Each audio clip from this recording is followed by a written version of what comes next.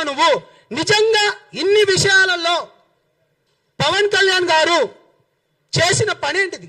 ఏం తప్పు చేసిండు?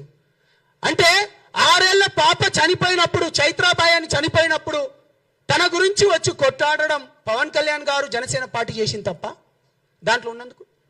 లేకపోతే ఎల్బీ నగర్లో లక్ష్మీబాయి అనే ఒక ఆడబిడ్డను పోలీసులు విచక్షణ పేరుతోని తీసుకుపోయి కొట్టిండు. అప్పుడు మీ ఛానలే వచ్చినాయి ఎక్కువ. అది మాట్లాడడం తప్ప? అది చేసినాం, మేము పోరాడినాం. యురేనియంకి వ్యతిరేకంగా ఒక చెంచు బిడ్డ అయినోడు ఆయన తీసుకొని వచ్చి మిగతా రాజకీయ పార్టీలందరినీ కూర్చోబెట్టి మాట్లాడి దాన్ని ఆపడం తప్ప? దాని తర్వాత ఇంటర్మీడియట్ బలిదానాలు కావచ్చు, లేకపోతే ఇంజనీరింగ్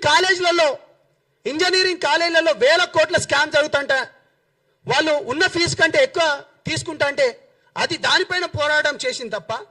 లేకపోతే తులసి చంద్ గారు మొన్న మీరు మంగ్లీ కేసు 9 మంది చనిపోయినరు, మీరు మంగ్లీని తీసుకొని వచ్చి ప్రెస్ మీట్ పెట్టిండ్రు, పాడ్కాస్ట్ చేసిండ్రు, కానీ బాధితులను తీసుకొని వచ్చి చేసినావా అమ్మా నా బంగారు బిడ్డ?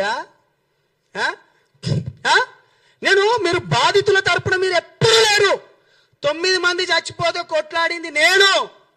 మేం పోయి అక్కడున్న తమ్ముడు గిరిజన సంఘాల నుంచి అశోక్ కానీ, లేకపోతే సేవాలాల్ సేన మైదాన ప్రాంతం వాళ్ళు మన రఘురాం కొట్లాడిండు. ఎప్పుడైనా నువ్వు కొట్లాడినవా అమ్మా? ఏం మాట్లాడుతావమ్మా నువ్వు? లగచర్ల భూములకు రైతులకు బేడీలు వేసినప్పుడు జనసేన పార్టీ కొట్లాడింది. కాబట్టి మీడియా మిత్రులందరికీ నేను మళ్ళీ చెప్తున్నా, చేతులెత్తి దండం పెడుతున్నా, తెలంగాణ ప్రాంతం అనేది మనని ఒక్కసారి అన్నా అంటే గుండెలకు హత్తుకునే ప్రాంతము, మనము గుండెలలో పెట్టుకొని చూసుకునే ప్రాంతము. అంతేగాని ఇష్టం వచ్చినట్టు అరే బక్క జడ్సన్ నువ్వంటే నాకు ఇష్టం అన్న ప్రేమతోనే తిడతాను, నీ తమ్ముడు లెక్క. బుద్ధి ఉండాలి. ఇంకా నీకంటే ఎక్కువ బూతులు బ్రహ్మాండంగా మాట్లాడతాం.